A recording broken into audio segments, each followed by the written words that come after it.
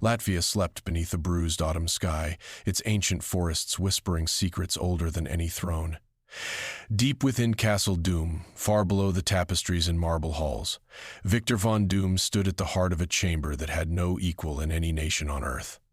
Runes older than written history pulsed along the walls, while quantum coils hummed with an energy no scientist outside his kingdom could name.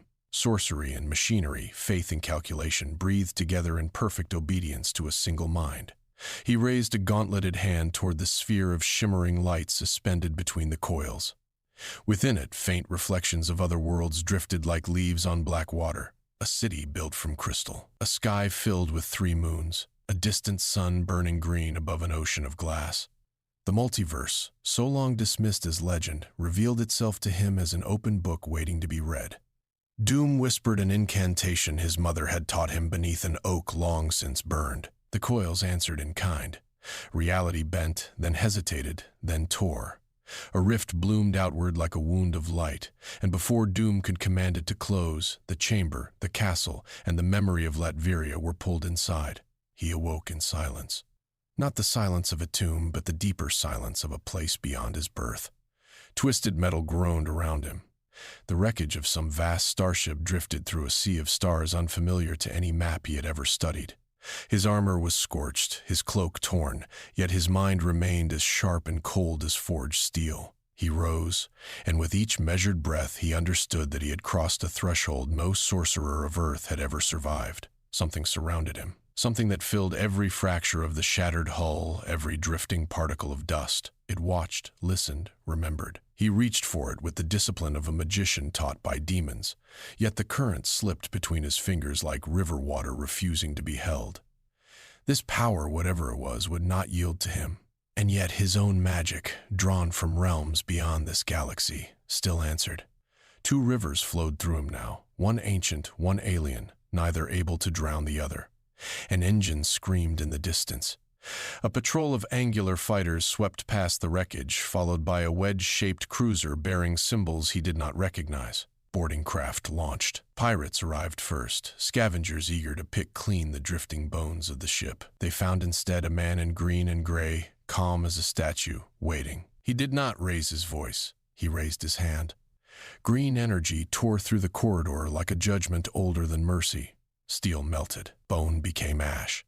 When Imperial stormtroopers arrived moments later, they found no survivors, only the armored stranger standing among smoke and quiet ruin. Their weapons trembled in their gloves.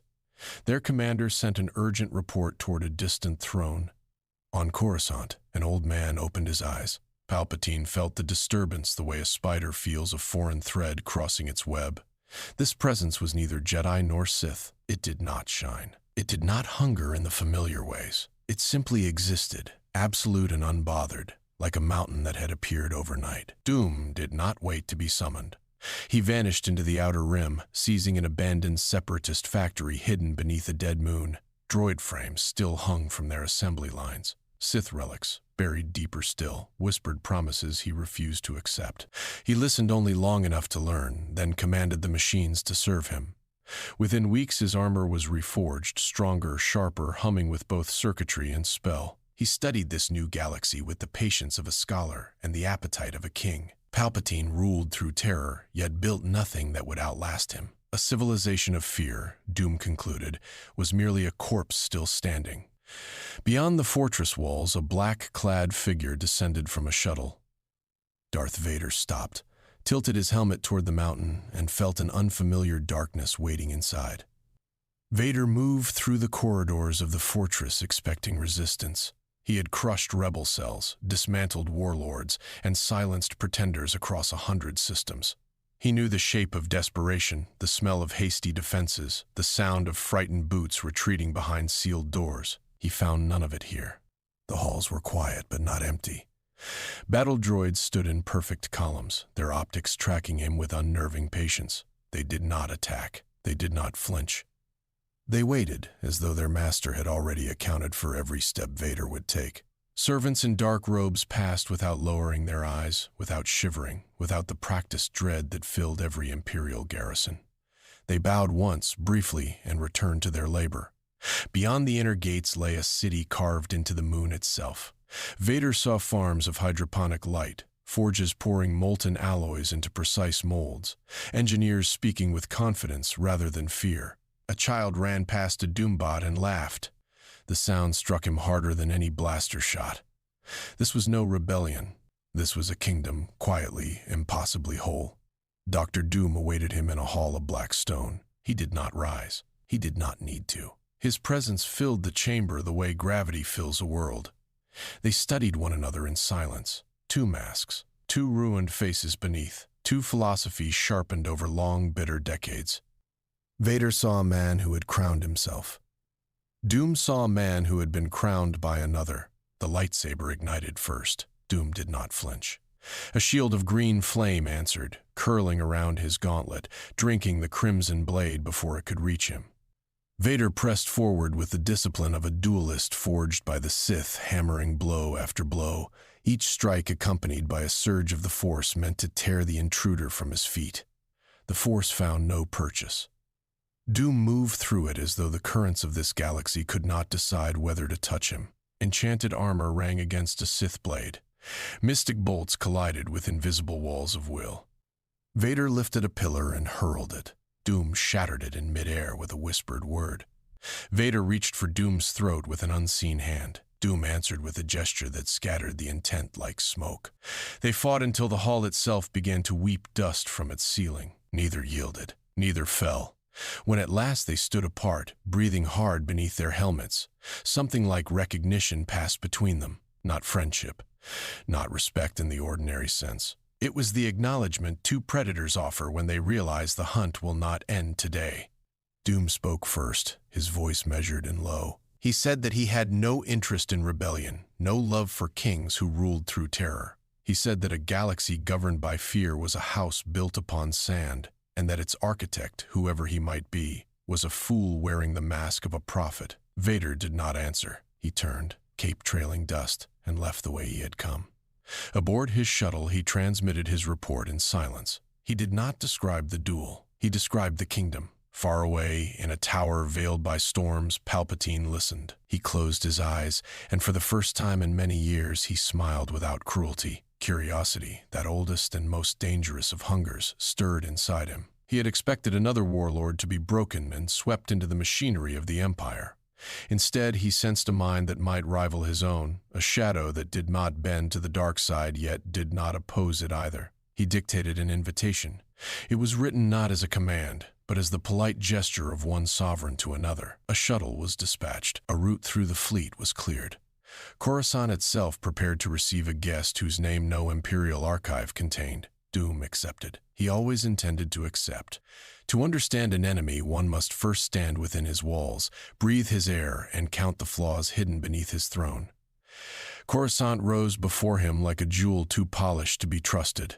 Its towers pierced the clouds, its lights burned through the night without pause, its skies were braided with endless traffic that whispered of prosperity. Doom saw beyond it at once. Beneath the shimmer lay a bureaucracy rotting from the crown downward, a senate reduced to a chorus of nervous voices, a citizenry taught to smile without meaning. Palpatine received him in a chamber of red silk and dark stone. There were no guards visible, though Doom felt many. The Emperor rose from his throne with the studied warmth of a man who had rehearsed every gesture for decades. He extended his hands. He spoke of destiny, of shared vision, of a galaxy weary of small minds ruling smaller worlds. He offered fleets. He offered planets. He offered the secrets of the Sith archives, gathered over 1,000 generations. Doom listened without interruption. He inclined his head at the appropriate intervals. He allowed the Emperor to believe himself heard. For weeks he moved through the imperial court as a guest, then as an advisor, then as something the courtiers did not know how to name.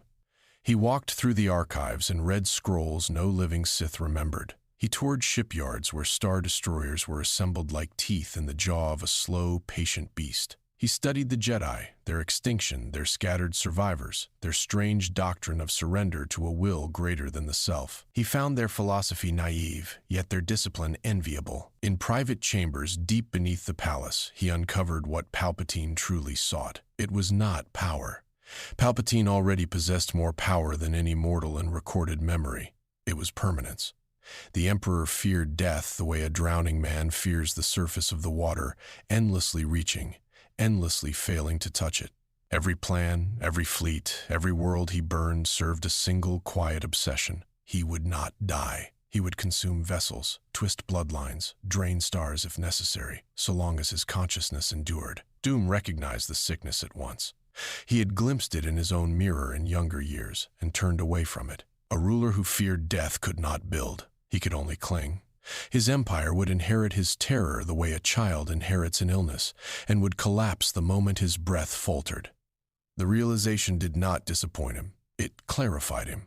While he played the willing pupil, elsewhere in the galaxy his true work continued. Territories under his protection prospered. Trade routes he quietly influenced grew safer, cleaner, freer of imperial extortion. Farmers on backwater moons received seed strains they could not explain. Sickened cities on outer worlds woke to find their water suddenly pure. No banners were raised, no speeches were made. The kindness moved like a rumor, then like a river, then like a tide.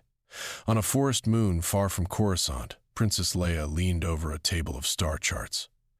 Rebel commanders spoke in low voices of a name they had begun to hear from smugglers and refugees. A monarch, they said, whose worlds did not weep. A king without a crown who healed what the Empire salted. Some called it propaganda, others called it a trap.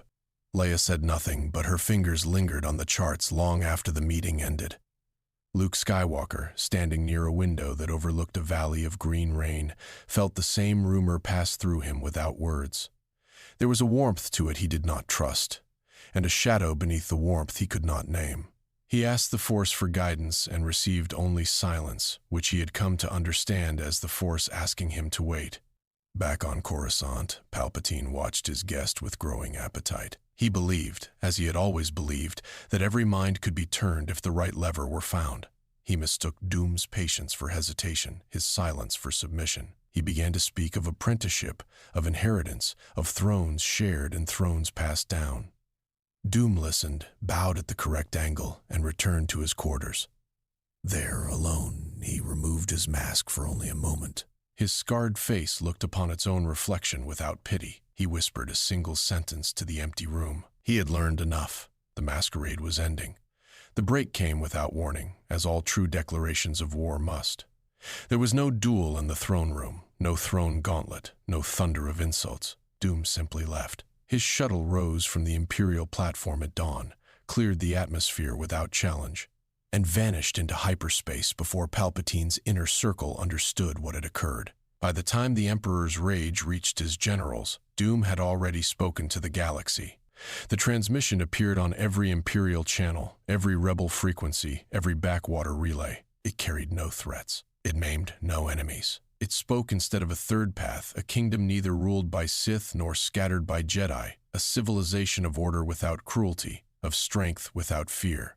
It promised laws that would not be bent, justice that would not be sold, and a throne that served the people rather than devouring them. When the message ended, the seal of Doom burned briefly upon every screen and then faded. The reaction rippled outward faster than any fleet could pursue. Entire star systems declared for him within days. Governors weary of imperial extortion opened their spaceports. Engineers who had built weapons for the Empire quietly boarded transports bound for Doom's territories. Senators who had long whispered against Palpatine in private now spoke aloud, some in exile, some from the floor of the Senate itself. Former separatists, scattered and hunted since the Clone Wars, found in Doom a monarch who did not despise them for the crime of losing. They came in droves, bringing shipyards, foundries, and old grudges sharpened into new loyalty. Palpatine's fury shook the palace. Yet even as Star Destroyers redeployed and admirals prepared punitive fleets, the Empire discovered how little of its territory it truly controlled. Fear had been mistaken for allegiance. Fear does not build defenses. Fear only postpones betrayals. The Rebel Alliance found itself upon a knife's edge. In a hidden council chamber, Mon Mothma listened as her commanders argued. Some wished to reach out to Doom, to offer alliance, to strike the Empire together while the moment endured. Others warned that a warlord who healed worlds today could burn them tomorrow, and that trading one crown for another was no victory at all. Leia stood among them, arms folded, jaws set. She had studied Doom's transmissions with the attention of a woman who had watched her home world die. She did not doubt his competence. That was precisely what frightened her. Tyrants who failed were survivable. Tyrants who succeeded became gods. Luke sat apart, eyes closed. In meditation, he had felt the monarch's presence at the edge of the Force, not as darkness, not as light, but as a stone set firmly in a river. The current moved around him and was changed by him, yet he did not move. Luke sensed something else too, a wound at the center of that stone, old and covered in iron. It reminded him of his father in ways he did not wish to examine. On the bridge of the Executor, Vader stood in silence while Palpatine's holographic image raged. He was ordered to prepare for war. He accepted the command without protest. Yet in the privacy of his chamber, he replayed the memory of that first duel again and again. He had faced Jedi masters, bounty hunters, and kings, and had broken them all. He had not broken Doom. And more disquieting than the failure was the question that had followed him ever since. What might a man become if he served neither emperor nor master, but only the future he chose to build? The galaxy, once cleaved in two, now fractured into three. The Empire, vast and wounded and vengeful. The rebellion, fragile and hopeful and divided. The kingdom of Doom, silent and prosperous and unyielding. Every planet, every captain, every merchant faced a choice they had not been offered in a generation. Somewhere between hope and fear, the future began to be written by the pens of ordinary people. And somewhere in the black between the stars, Palpatine whispered a single command to his most loyal servant: destroy him. The flagship of Doom's fleet drifted at the edge of a nebula the color of old wine. Its hull was neither imperial nor separatist in design, but something newer, sharper, stitched together from 100 stolen doctrines and one relentless mind. Its shields were braided with sorcery. Its guns were tuned by mathematicians who had once served the Republic. Its bridge crew served without whips. Vader came alone. He did not bring a squadron. He did not bring a boarding party. He arrived in a single fighter, cut through the outer defenses with the patience of an executioner, and landed inside the hangar bay while alarms screamed and cannons refused to fire. Doom had ordered them silent. He had been expecting this guest for some time. They met in the observation deck, where the nebula burned quietly beyond a wall of glass. There were no witnesses. There would be no need for witnesses. What was about to occur belonged to no history that either man intended to record. Vader ignited his saber. Doom lifted his hand. The duel began without ceremony. This second contest was nothing like the first. In the fortress, they had tested one another. Here, they meant to end one another. Vader struck with the fury of a man who had been humiliated by memory and would not be humiliated again. Doom answered with weapons drawn from a lifetime of preparation, from tomes older than the Republic and circuits younger than the last war. Enchanted lightning arched across the deck. Doombots poured from concealed alcoves, each one bearing a fraction of their master's will. Vader tore them apart in gouts of fire, only to find more waiting, and more, until the deck was carpeted with wreckage and the air stank of burnt spellwork. They spoke while they fought, not with taunts, but with truths. Vader accused him of pride. Doom did not deny it. Doom accused Vader of servitude, and the accusation struck deeper than any blade. They circled each other beneath the glow of the nebula, two ruined men in armor that hid nothing from those who knew how to see. Each had bargained his flesh for power. Each had been promised salvation and given only chains. Each had discovered too late that the man he had once been could not be recovered no matter how many empires he built. At last Vader faltered, not from a wound, though there were many. He faltered because Doom, standing above him with an outstretched hand, did not strike. Doom spoke instead. His voice was low, unhurried, without triumph. He offered Vader freedom, not death, not defeat. Freedom. He said that Palpatine was a leash disguised as a crown, and that Vader had worn it long enough. He said that any man capable of the loyalty Vader had given could just as easily give that loyalty to himself. He said that the son Vader hunted through the stars was not a rival, but the last unbroken piece of the man Anakin had once been, and that killing him would kill the final door through which redemption might yet walk. Vader did not answer. He could not. Somewhere beneath the mask, a breath caught that had nothing to do with the machinery keeping him alive. Doom did not press further. He lowered his hand, turned, and walked away, leaving the Dark Lord alive upon the deck of a ship he had come to conquer. It was, in its own way, the cruelest strike of the duel. Mercy, offered honestly, is unbearable to a man who has spent decades convincing himself he deserves none. Vader returned to his shuttle in silence. He did not report the encounter accurately. He did not report it at all. He sat within his meditation chamber for many hours afterward, the helmet removed, the ruined face bare, and he thought of a young queen who had once believed in him, and of a son who still might. Somewhere on Coruscant, Palpatine felt the tremor, and he understood, at last, that he had lost something that could not be replaced. The final storm gathered above Coruscant. It began as it always begins in the annals of doomed empires, with the arrival of ships that should not have dared to come. The rebel fleet emerged from hyperspace on the far side of the planet, banners old and patched and defiant. From the opposite horizon, Doom's armada dropped from the black, its formations precise, its silence more menacing than any war cry. Between them lay the Imperial Navy, vast and proud and, for the first time in a generation, uncertain.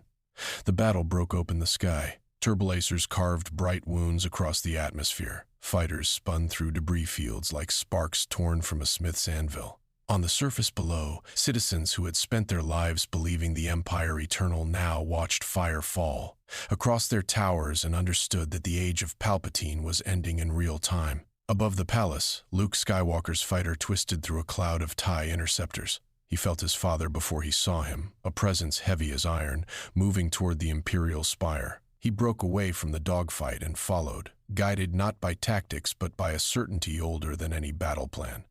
Whatever waited at the end of this pursuit had waited his entire life. Elsewhere, Doom descended. He did not lead his fleet. He did not need to. His admirals had been chosen for their competence and trusted with his will. Alone, he entered the Emperor's palace through a shattered skylight, cloak trailing smoke, gauntlets glowing with a green fire that had not been seen in this galaxy before.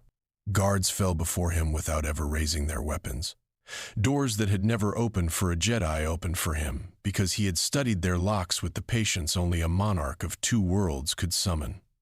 Palpatine waited upon his throne. He did not rise. He did not smile.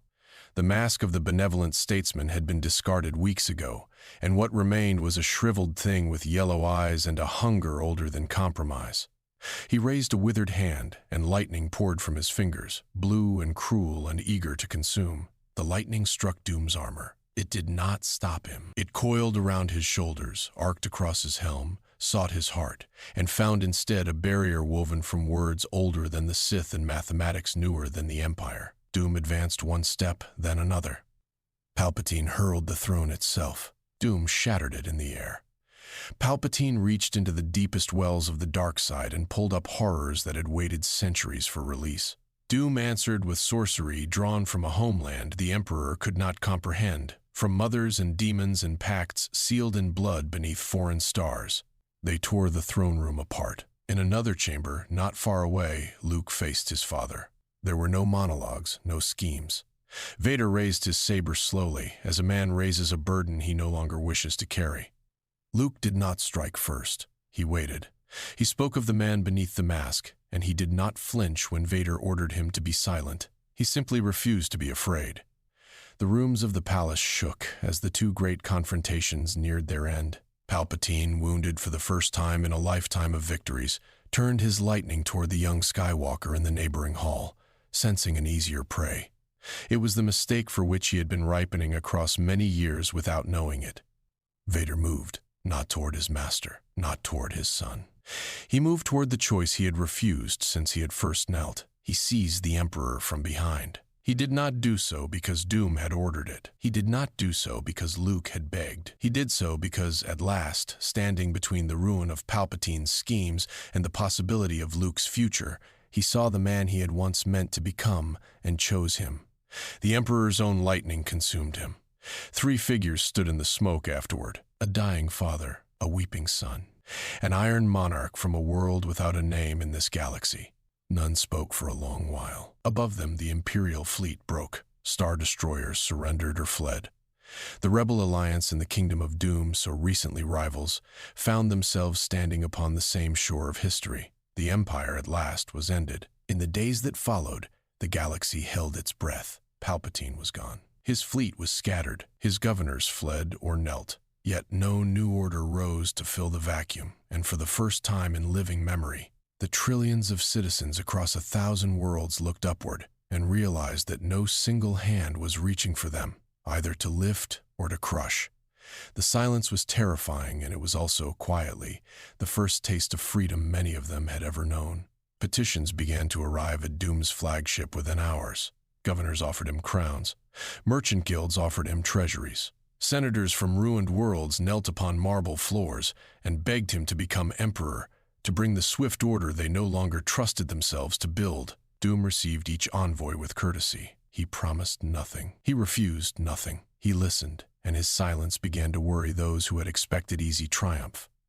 For 7 days he walked among the wounded. Not upon Coruscant, where the powerful gathered to divide the future. He traveled instead to the small places. He walked the ash-covered streets of Alderaan's memorials, where survivors lit candles upon empty stones. He knelt in a slave market on Tatooine, freshly emptied by a rebel raid, and watched a child eat a piece of bread without fear for the first time in her life. He stood upon a battlefield on Jakku, where broken star destroyers loomed like the bones of dead gods, and watched farmers plant seedlings in the shadow of their ruin. He saw what he had not permitted himself to see in Latveria. He saw people rebuilding without kings, not perfectly, not swiftly, but truly. He saw a mother teaching her son to repair a moisture vaporator. He saw a former stormtrooper laying stones in a village that had once been burned by her own regiment. He saw hope not as a slogan carved upon a banner, but as the small, stubborn labor of ordinary hands. And he understood, with the sudden clarity that only comes to those willing to be humbled, that these people did not need him. They needed only the space to become themselves. Luke found him upon a hillside above a rebuilt village, watching the sunset paint the dust. The young Jedi did not lecture. He spoke quietly of his father. He spoke of peace enforced by fear and peace chosen by free hearts, and of which of the two had ever endured. He did not ask Doom to refuse the throne. He simply asked him to remember what he had seen. Doom listened. He did not answer that day. When at last he returned to his flagship, he summoned the envoys, the senators, and the war-weary admirals of 3 former enemies. He stood before them without his cloak, without his court, without ceremony. He refused the throne. He offered, instead, a gift. He left behind the blueprints of technologies this galaxy would not have developed for centuries. He restored shattered ecosystems on worlds the Empire had poisoned. He founded academies where science and philosophy would be taught side by side, and he seated them with instructors sworn to serve no crown. He helped draft the charter of a new galactic republic, one built with the memory of the last one's failures written into its bones. He gave the galaxy the tools to defend itself, and then he refused to be its shield.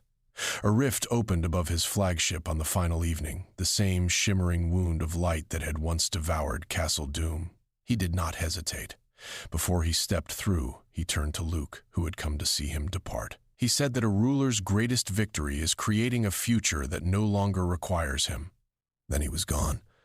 The narrator's voice returns, calm and low as the rift closes. Across countless realities, Dr. Doom sought the perfect kingdom. Yet in one distant galaxy, he discovered that true greatness is not measured by the worlds one conquers, but by the hope one leaves behind. His legend endures not as a Sith, nor a Jedi, nor an emperor, but as the Iron Monarch who proved that even the strongest ruler must one day trust others to shape their own destiny.